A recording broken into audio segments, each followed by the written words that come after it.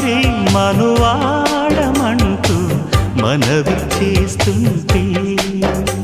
శుభం ప్రియం జయం అదా ఇలా తొలిరే అంటూ అదుముకొస్తుంటే అదో రకం సుఖం చెరి సగమై మనం ఇలాగే పెదవడిగే మజాలలో రుచి మరిగి మరి ప్రియంగా కొసరడిగే నిశాలలో ఒకరి హద్దులను ఒకరు వద్దు అను సరసపు చలి సరిహద్దులలో